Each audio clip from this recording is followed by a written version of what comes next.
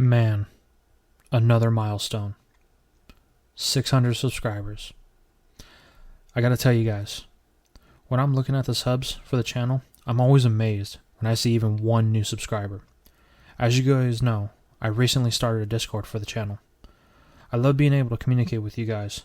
One of the greatest things is when I wake up in the morning and I see all the notifications on my phone for your comments and new subscribers. I respond to you guys, or at least I try to, as soon as possible. Most of the time, I'm at work when I do this. So that should tell you how much I genuinely enjoy your feedback and the enjoyment of the product I'm producing for you. One last thing, I've been going through all the comments on my previous videos to find the what-ifs that most interest me. I will be picking the 4 that interest me the most, and I will be making a poll on the YouTube community tab, and I'll set up a notification in the Discord when I do it. Anyway, thanks for listening to my rambling session. Let's get into part 4. Last time, we saw Jessy, James, and MEOWTH head in different directions. James headed back to Petalburg City to earn his 5th badge, along the way catching a Zangoose and evolving both his Surskit into Mascarin and Auron into Lairon, while Jessy went back to Mauville City to get the Dynamo badge. Unfortunately, she didn't see the same success James did, failing not only once, but twice to capture her 5th badge. When James finally showed back up, they were ordered to return to their base at Mount Chimney by MEOWTH, only to be met with Butch and Cassidy, and the request that Jessy and James catch up on their fees they owe Team Rocket. Let's see the result of this outcome and how it will shape them going forward. Jessy responds to Butch and Cassidy. You're both crazy if you think we're going to just give up our Pokemon. We're the ones who raised them, and... But before Jessy could continue, Cassidy cuts her off with just a laugh. It's funny that you think you have a choice. Jessy and James are silent.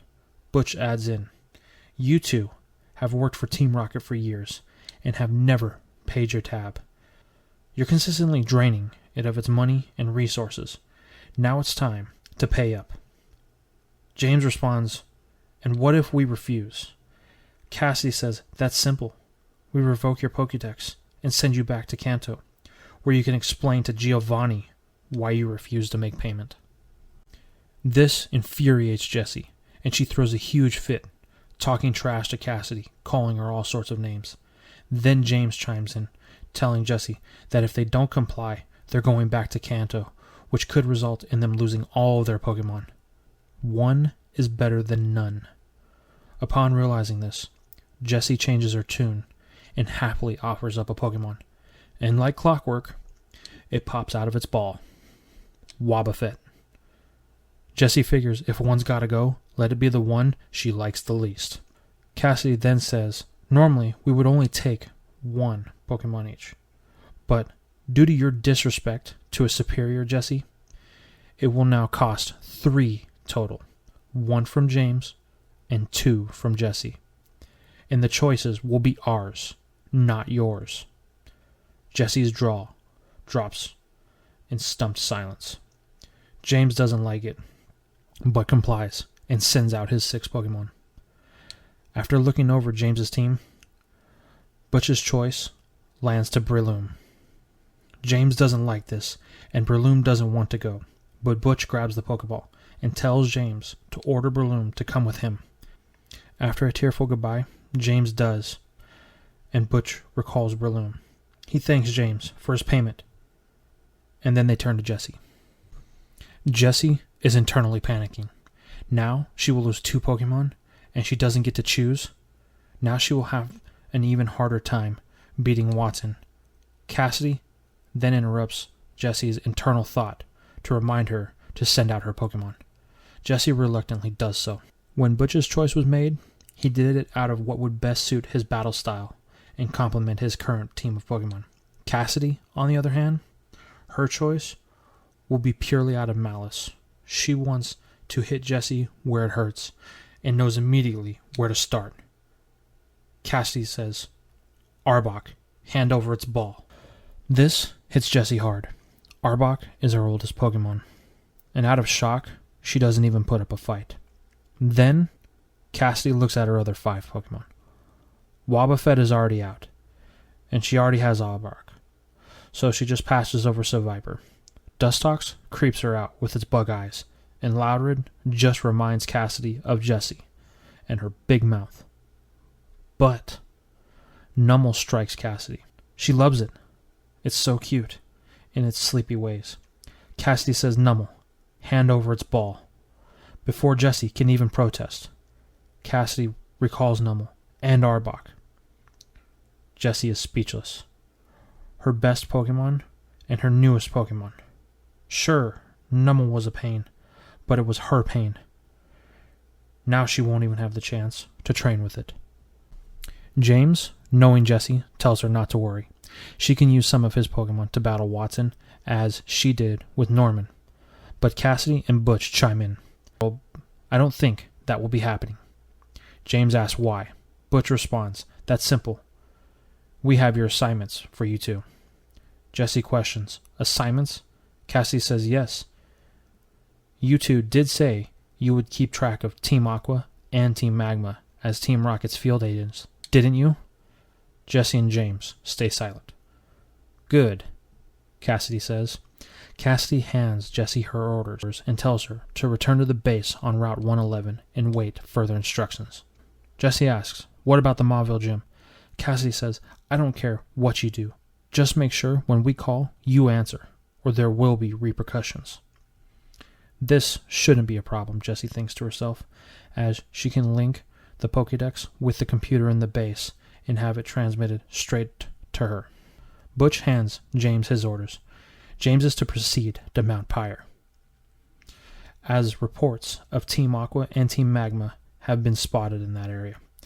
James asks, does it matter how he gets there? Butch says no, but he needs to get there ASAP. James says, okay, he knows how he is going to play this. Jessy then asks, what's MEOWTH's orders? Who is he to go with? Cassidy responds, that's simple. MEOWTH is staying right here. Jessy and James are not surprised. MEOWTH is a valuable resource that Butch and Cassidy would exploit. MEOWTH tells them it's his choice. This shocks Jessy and James. MEOWTH tells them he's always wanted to work behind the scenes in Team Rocket, and that this is his chance, so he isn't going to blow it for anyone. Jessy and James understand. Due to the tension with Butch and Cassidy, Jessy and James opt not to stay the night and head out the same day. The two head east down Route 111 until they get to the desert. Jessy stops at it and looks at the never-ending sandstorm in it. James tells her that they need to get going. Jessy turns to James. This is where we're going to part ways. James says why. Jessy tells James she needs to do some intense training, and this place would be perfect. James reminds Jessy of her orders. Jessy says don't worry, she won't be long, and she doesn't think Cassidy will be calling her anytime soon anyway. James reluctantly says okay, and he tells Jessy to be careful. She tells him that she will, and good luck, as the two part ways. Now, we're going to follow James as he makes his way through Mauville City, no problem. Then, James decides to make his way to the Four Tree Gym as he runs back into Ash and his friends in the events of That's Just Swallow. The events all play out the same, with Ash's Swallow evolving and James competing in the finals, but he uses Masquerain instead of Dustox. But he still loses. Ash does compliment James on the power of his Masquerain, and Brock questions where Jessy and MEOWTH is. James tells them that they have all headed their own paths for now, but he is on his way to the Fort Tree City Gym to earn his 6th badge. Ash tells James that he is headed there as well. Then they part ways. Next comes the offense of unfair weathered friends. Because James is actively looking for Team Aqua and Magma, here he would get involved due to Team Aqua attacking the Weather Institute, leaving only him to fend off Team Aqua. This delay does mean one thing for James.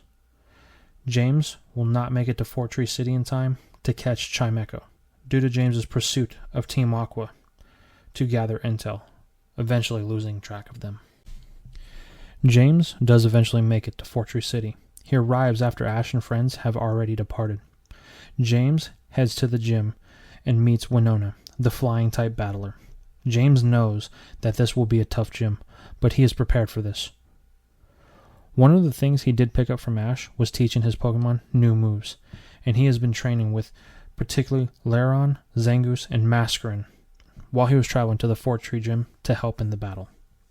Winona greets James and leads him to the battlefield. Winona sends in her Skarmory to start the battle. James sends in Lairon. His defensive strategy ends up paying off as Skarmory attacks repeatedly over and over, and it's now worn down, so it has to land. While Lairon has been taking damage, it's been doing its best to hold on for this exact moment. When Skarmory lands, James orders Lairon to use the new move that they've been working on, Rock Tomb, a callback to his battle with Roxanne. The Rock Tomb connects, trapping Skarmory, and due to its fatigue, James orders a takedown, securing his first victory of the match. Winona then sends in her Altaria. James sticks with his Lairon, but unfortunately, it's worn out from the battle with Skarmory, and one Dragon Breath takes it out. James is unfazed. He sends in Zangoose. Zangoose proves to be able to match Altaria's speed, but Dragon's Breath does connect, causing paralysis. James orders a Crush Claw, but it misses. Then Altaria is ordered to use Sky Attack. As it comes in, James orders Zangoose to use Shockwave. This is a move that he was working on with Zangoose, courtesy of his time that he spent in the Mauville gym with Watson. The Shockwave catches Winona off guard, and Altaria flies right into it. This doesn't knock it out, but it does stun it long enough for Zangoose to land a Crush Claw. Altaria stands back up and fires a Dragon Breath. This, unfortunately, is enough force to knock out Zangoose, putting James to just one Pokemon. James wants to end this on Winona's turf, so he sends in Masquerain. Altaria is worn out, and as a result, Masquerain is able to put it down with a Silver Wind. The use of this attack has some added effects on Masquerain. Winona is impressed with James. She tells him that she will come at him with full force, and sends out Swellow. The battle is super intense between the two, but Swellow does have the speed advantage, and manages to hit Masquerain with an Aerial Ace, and then a Hyper Beam. Masquerain is barely holding on, and just as Winona calls for another Hyper Beam, James counters it with the Water Pulse that connects, causing confusion. James sees this is his chance, and he calls for a Silver Wind, then follows up with the Gust, pushing Swellow to the ground, knocking it out, and earning James his 6th badge. Later that day, James makes an attempt to contact Jessy, but nothing. So he makes contact with MEOWTH. James tells MEOWTH that she isn't answering. MEOWTH tells James that he has also tried, but has been unsuccessful. But Butch and Cassidy have made no attempt to contact her. James wants to check in on her, but MEOWTH tells him no, he needs to proceed to Mount Pyre, as not to raise any type of suspicion. James agrees reluctantly, and moves on from Fort Tree City to Mount Pyre. Flash over to Jessy. The time she spent in the desert has been harsh. She hasn't even bothered to go back to the base on Route 111. She has now spent 2 weeks in the desert training. In this time, Jessy worked with Seviper and taught it Dig. She figured without Arbok, she would need to broaden the move pool of her current Pokemon. This was something she did after talking with James, as he told her that he would be doing the same. But that's not all. She has also worked with Loudred and taught it Rock Smash, after training with one of the Ruin Hunters in the desert. As a result, Jessy thinks she may have discovered a fossil when Loudred was practicing Rock Smash. The Ruin Hunter she had befriended during her time in the desert had become a great training partner. After an additional 2 weeks in the desert, Jessy decides to move on. Her new friend does stop her before she goes.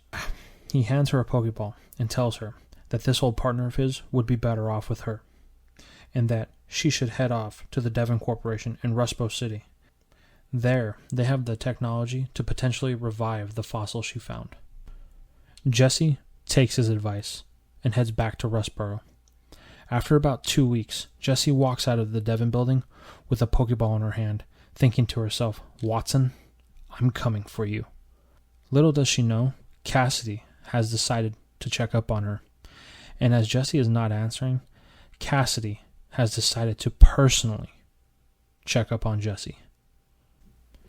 That will bring part 4 to an end.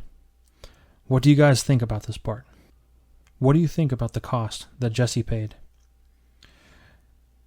What about Jessy's 2 new Pokemon? What do you think they are? And of course, can Jessy avoid being caught by Cassidy? Let me know what you guys think in the comments below. I'll see you in the next video. Hey everyone. I just wanted to say thank you for your support. If you like the content that I'm providing, please don't forget to subscribe. And also, don't forget to leave a like, as it really helps out with the YouTube algorithm and helps my content get to a bigger audience to help the channel grow. I will see you in the next video.